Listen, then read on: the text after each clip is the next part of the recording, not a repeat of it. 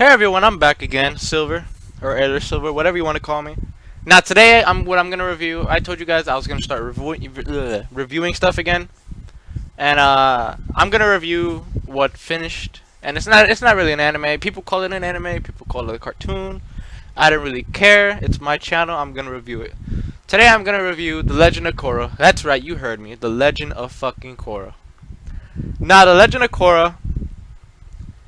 People were kind of skeptical of the show when it came out because a spoiler warning right here. When Last Airbender ended, it ended with Aang and Katara kissing, and then Zuko asking his father, "Where is his mother?" And so, as soon as he asks that, the thing that pops up in your head, like, "Oh shit, the next adventure is gonna be looking for Zuko's mom." No, no, we have to wait a couple of fucking years for the next Avatar announcement, which turns out to be an ugly movie, and then after that, it's The Legend of Korra. Now, The Legend of Korra, it came out April 14th, 2012. It's got 4 seasons and 52 episodes in total. That's not bad, even though the seasons were kind of short, the episodes for the seasons.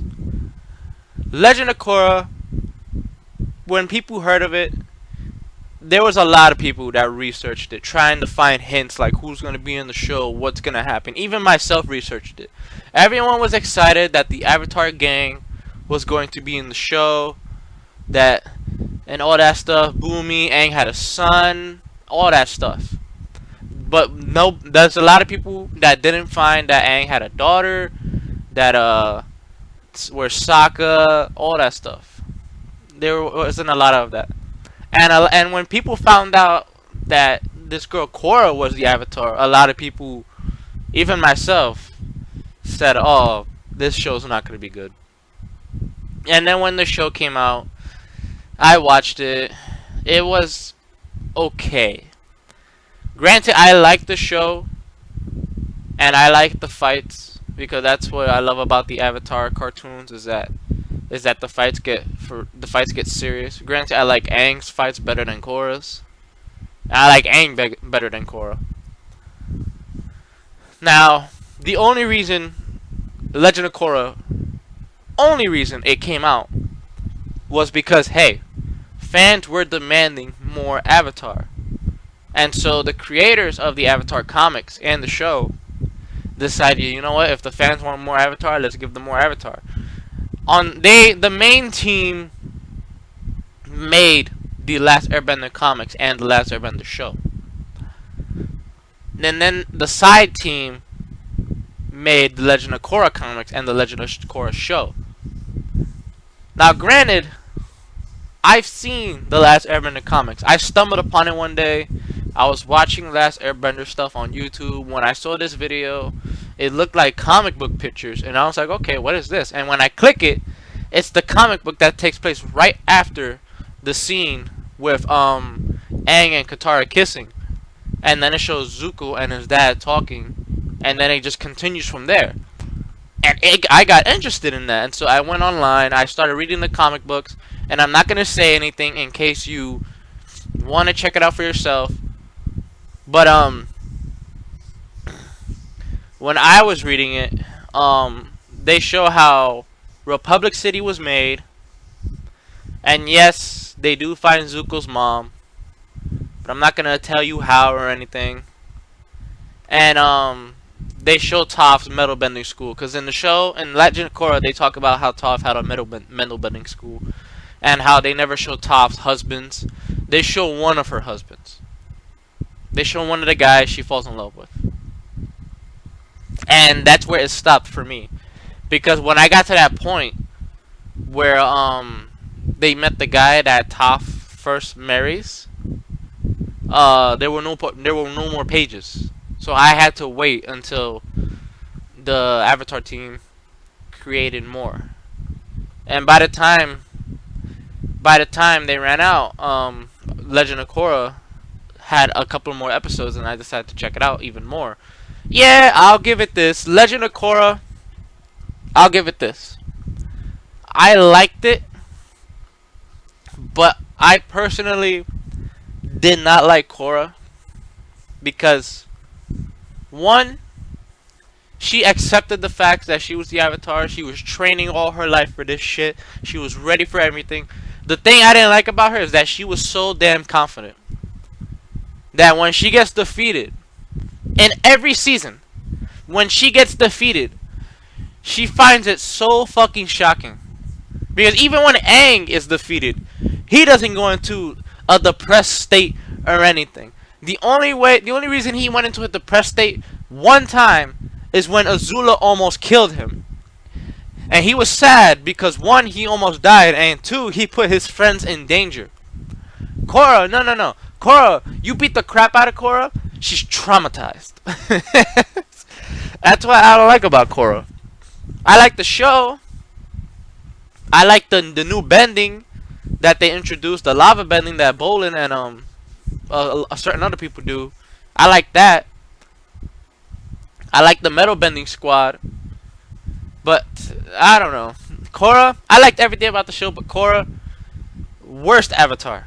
And if you don't agree with me, too bad. You can look it up yourself, and many other people will agree that Korra is the worst Avatar. Now, the good and bad things I like about Legend of Korra. I always do this for my reviews. I say the good things and I say the bad things. The good things I like about it is that they brought the Avatar back, because a lot of people were demanding for Avatar, even though it's not what they expected, but it's back. Another good thing is that I like the fact that they now there's airbenders, because yeah, you're wondering to yourself, how the fuck are there airbenders, because they never show it. You have to look at the comic book, the last Airbender comic book, to see how there's airbenders. Aang basically creates Aang. I will say this because this is not really spoiling it, because it's a really short arc. Aang and Katara basically, they go to a town and they find out that Aang has a fan club, and his fan club is made of mostly girls. And so Katara gets jealous, but Aang is happy, and Katara just asks him, "Oh, I bet you love all these girls all over you," because Aang and Katara are dating, and they're so into their relationship that they don't call themselves Aang and Katara. They call themselves like honey, dear, sweetheart. They do. That's how in love they are. But Aang says it. Aang tells Katara straight out, it's not that.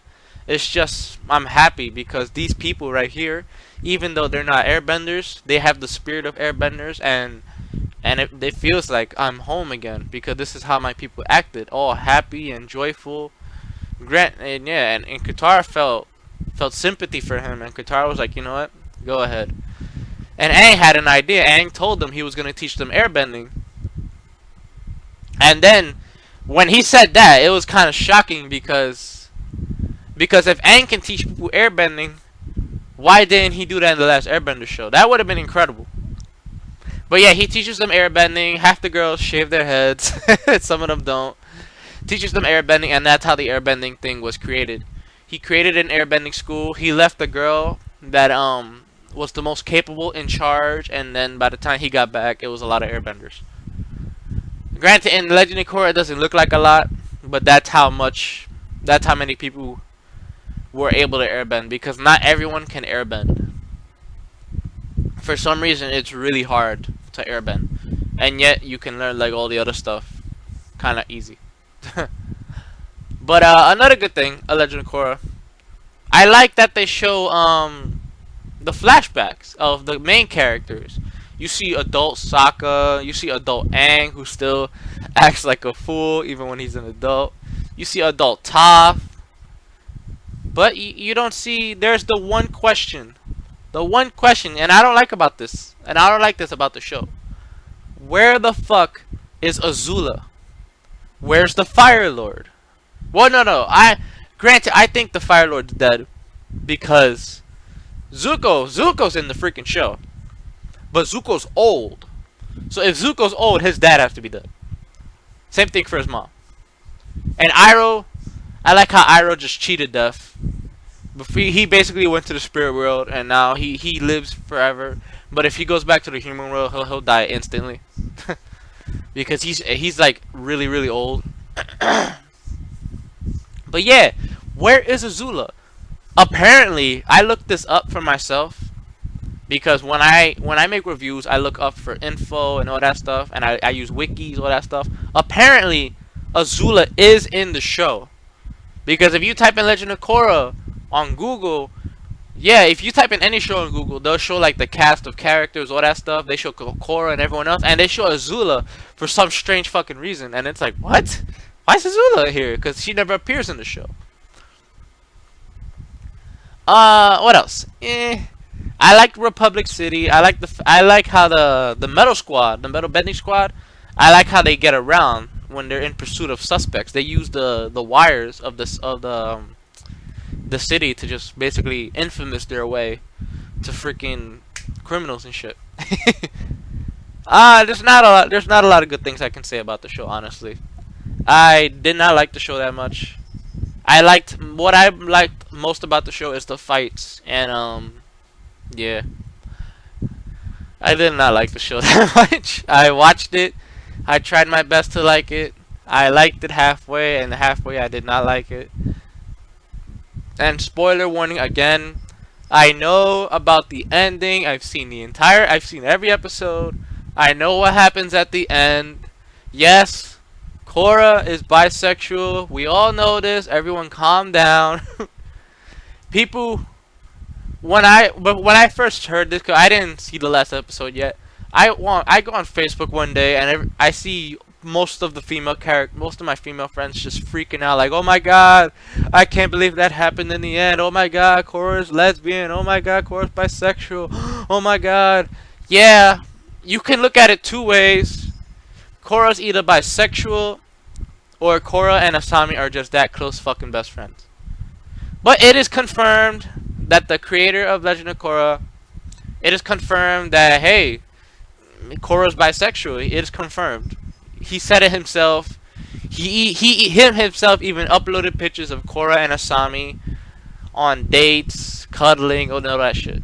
He confirmed it himself. Korra is bisexual. The worst avatar is bisexual. Now, that's all I can really say, because even though the show has 4 seasons and 52 episodes, the show is pretty short. Because each season, well, no, I think the first season is long, but as the seasons go by, each season gets shorter and shorter and shorter. And it ended really quick.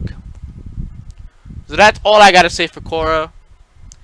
It's not a bad show. I tried to get into it. I got into it. I like the fights, but the final fight is kind of ridiculous, if you ask me. I hope, honestly, by this time that I'm speaking, that the last Airbender comic is finished, because I haven't checked it out in a long time. And hopefully if it's finished, they will bring it back, because the adventures they go through and the way Aang builds Republic City and everything is incredible. So I will see all of you next time. Goodbye.